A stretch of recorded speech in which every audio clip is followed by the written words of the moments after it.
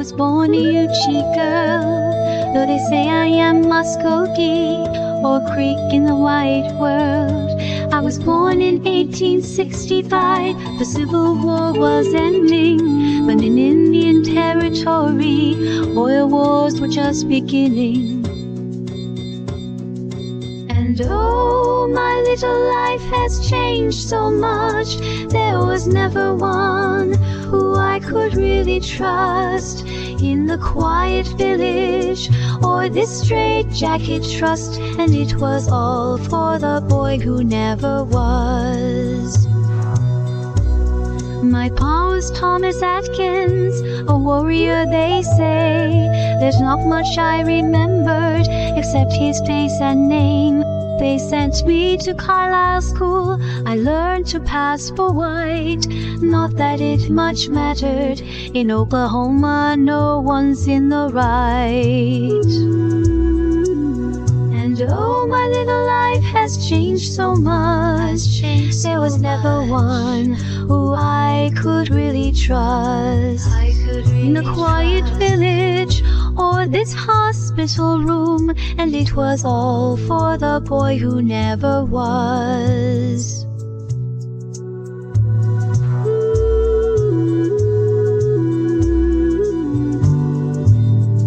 I could really trust.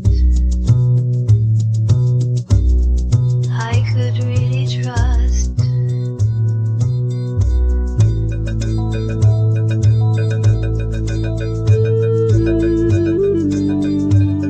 I went about my business. I cooked and cleaned and sewed.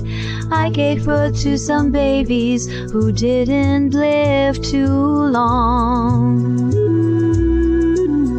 Then in the 1890s, Mr. Dawes had a plan. He said we must be farmers and the tribes must give us land. They wrote down names in long lists, each one would get a plot. 160 acres of flat Oklahoma sod. But with useless land came money, $14 and some change for each and every one of us, if we could give them names. And oh, my little life has changed so much. There was never one who I could really trust in the quiet village or in this small white room, and it was all for the boy who never was. I gave them all I thought of, my kids Alice and Robert Lee, and I gave them my dead pa's name, though they were all long gone from me.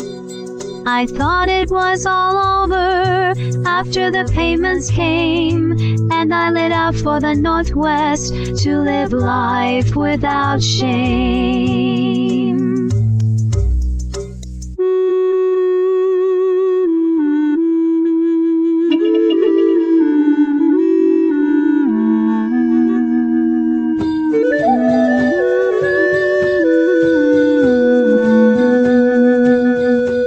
But then someone discovered there was oil under that dirt, and all of a sudden, like a tornado on the earth, the oil men came grafting to get a hold of our land. They offered cash installments that never came to hand.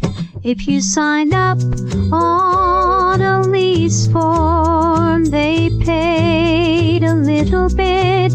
Then some days or weeks later, they'd find your body in a ditch.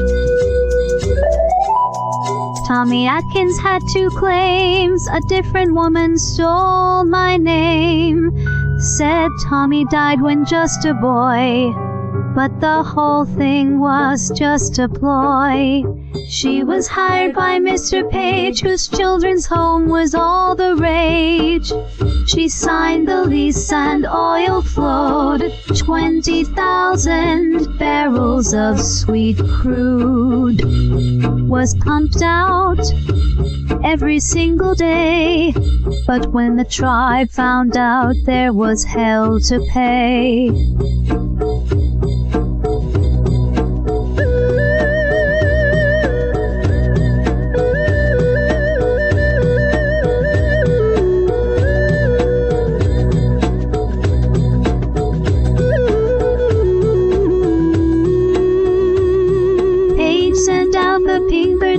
To try to track me down. They found me through my husband and brought me back to town. They threatened and they slapped me, said my life would be destroyed if I didn't testify in court that Tommy was my boy.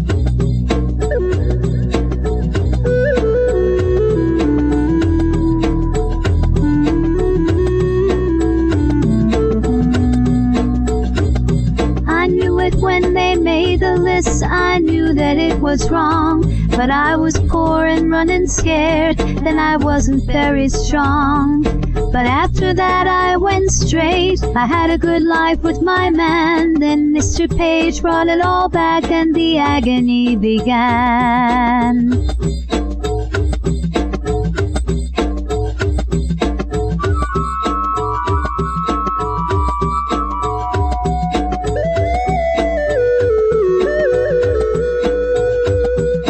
Signed the lying paper and Page said he'd care for me. He set me up in a house and kept his eye on me. The guilt and shame became too much slowly over time, and when I finally lost control, I was hospitalized.